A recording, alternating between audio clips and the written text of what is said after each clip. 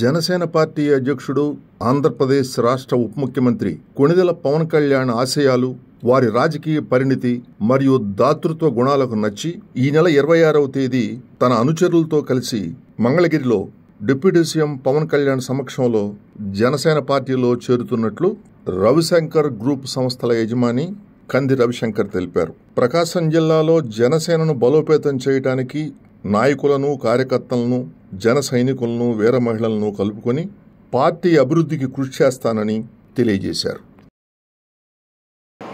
గౌరవనీయులు శ్రీ కంది రవిశంకర్ గారి తరఫున మొదటిగా అందరికీ ఆహ్వానం పలుకుతున్నాం. చాలా సంతోషం.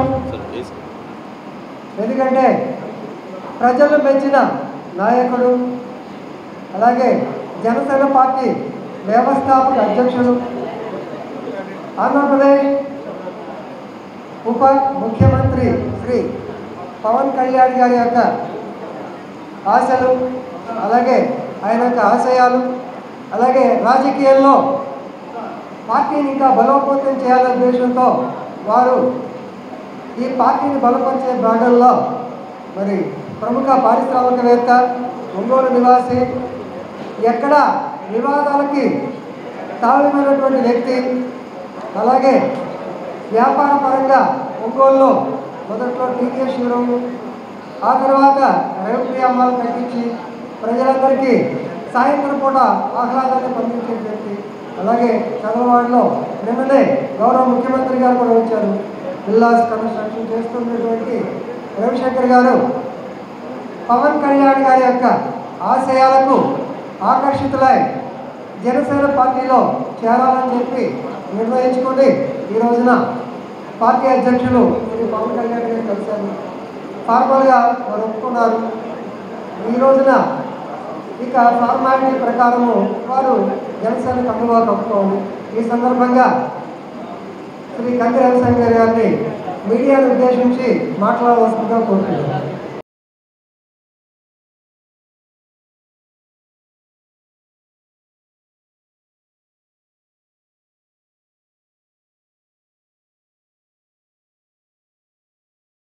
ఫస్ట్ ఒక శుభం జరుగుతున్నట్టును, ఆ శుభం ఇంట్లో వాళ్ళకి చెప్పాలని చెప్పి ప్రతి ఒక్కరికి తపనగా ఉండిద్ది. ఇది మీ అందరికీ తెలిసిన విషయమే. అందుకనే నా ఇంట్లో వాళ్ళకి నేను చెప్పాలని చెప్పి మీ అందరూ నా చిన్నప్పటి నుంచి కలిసిమెలిసి ఒంగోలు టౌన్లో తిరిగిన వాళ్ళు అందరూ కలిసి ఉన్నాం.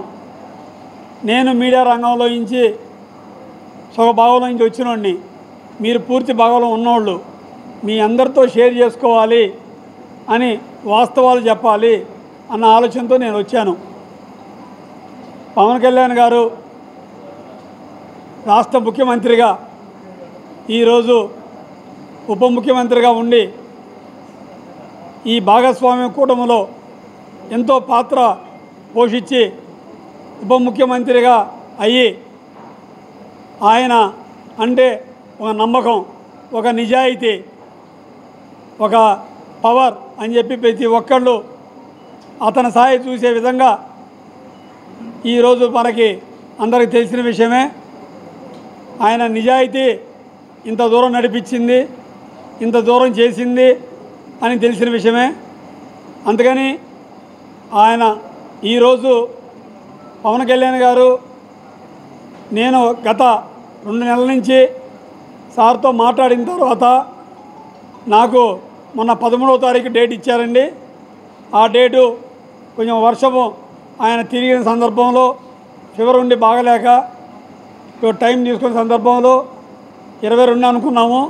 ఈరోజు మళ్ళీ పోస్ట్ పోన్ 26కి అనౌన్స్ చేశారు.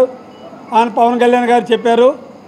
ఈరోజు ఆయనతో మీట్ అయ్యి మాట్లాడి ఈరోజు 1 గంట 20 నిమిషాల పాటు పవన్ కళ్యాణ్ గారు మాకు టైం ఇచ్చి 1-to-1 కూర్చొని ఆయనతో మాట్లాడిన ఆ అనుభూతి లైఫ్లో మరవలేదండి. ఎందుకంటే ఆయన విధానాలు కానీ, ఆయన పద్ధతులు కానీ, ప్రతి ఒక్క విషయం ఆయన ట్రాన్స్పరెంట్గా ఉండే మెంటాలిటీ అండి. ఆ మెంటాలిటీ నేను దూరంగా చూశాను. చాలా దగ్గర, అంతకుముందు 2 సార్లు మాట్లాడాను. ఇప్పుడు దగ్గరగా దగ్గరగా నేను కూర్చొని గంట 20 నిమిషాల పాటు మాట్లాడేటప్పటికి నేను నిజంగా మనం అనుకుంటాం ఒకసారి వెంకటేశ్వర దగ్గరికి వెళ్ళినప్పుడు ఒక్క గంట సేపు ఉంటే బాగుంటుంది అని, అట్లే 5 నిమిషాలు ఉండేది మనం నెట్టేస్తారు అక్కడ అందరు జనాలు చూడాలి కాబట్టి. అట్లా ఈరోజు నాకు ఆ అనుభూతి అనేది అక్కడ కలిగింది. ఆ రెండో అనుభూతి అనేది ఆయన నిజాయితీ పరుడు, ఆయన మాట్లాడిన వర్షను అన్నీ విని చాలా హ్యాపీగా ఫీల్ అయ్యాను నేను. ఈరోజు నేను కోరంగానే తను కూడా చాలా ఆనందంగా, అదే మొన్న లేట్ అయిందన్నా ఈసారి రేపు 26వ తారీఖు వస్తే అందరం కలిసి ఒకేసారి ఉంటే బాగుంటుంది అనుకుని చెప్పారు.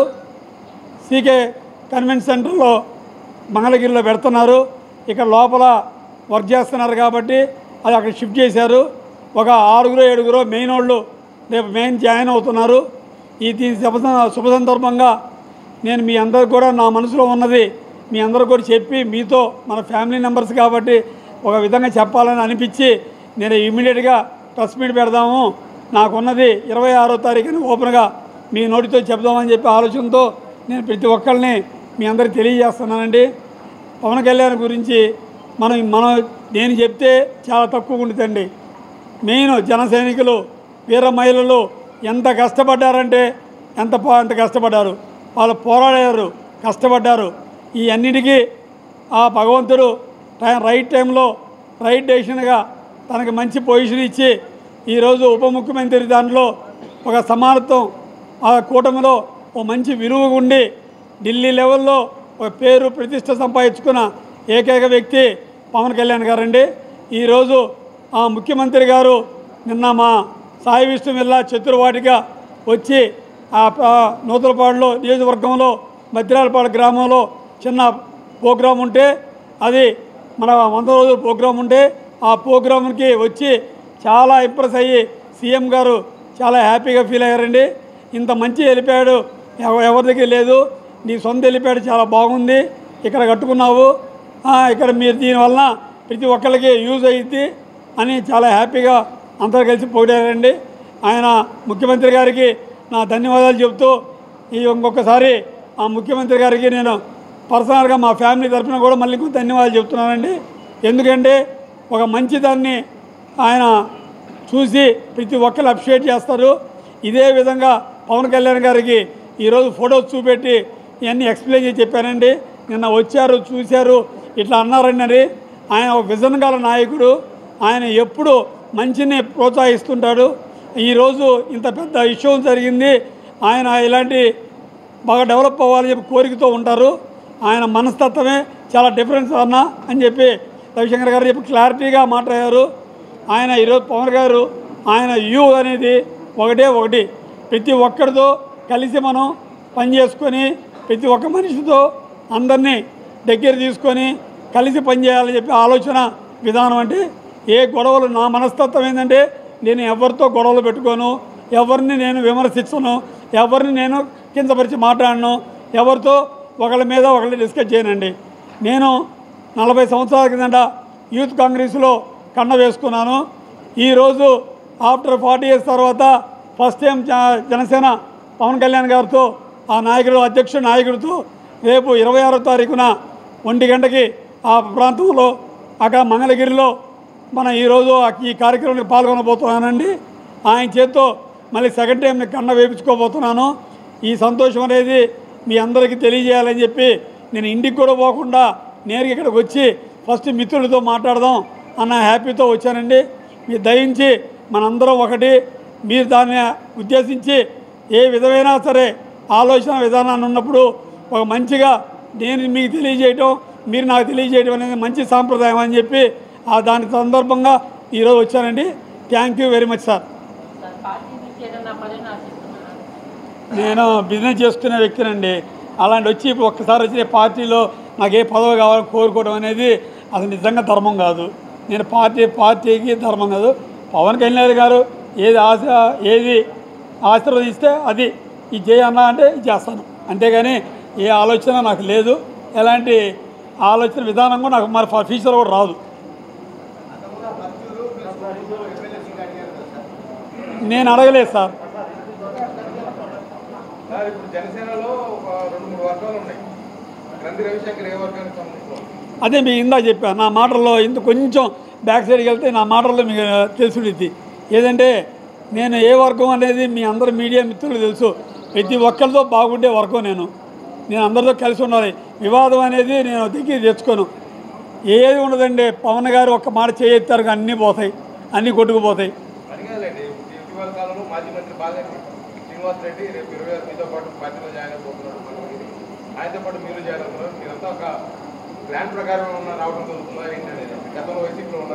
నేను 13వ తారీఖే వస్తానని చెప్పానండి. ఇప్పుడు వచ్చి 26వ తారీఖు 2 సార్లు పోస్ట్ పోన్ అయింది. ఆరోగ్యం బాగలేక కొన్ని కారణాల వల్ల పోస్ట్ పోన్ అయింది. అంటే ప్లాన్ అనేది నాకేం తెలియదండి. నేను మటుకు వచ్చేసాను. కుదవాళ్ళు వస్తారా రారా అనేది కూడా నాకు తెలియకుండా మామూలుగా వచ్చాను.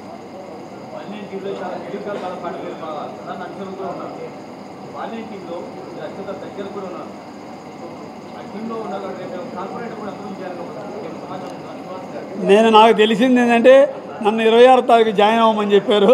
నేను వెళ్ళి ఆయన జాయిన్ అవుతున్నానికి వచ్చాను నేను. అంతకంటే జనరల్గా ఏమి నా ఆలోచన కానీ నేను ఎవరితో మాట్లాడింది కూడా ఏం లేదండి. నేను మాట్లాడుంటే మీ అందరికీ నాకన్నా ముందు మీకు తెలుస్తాయి.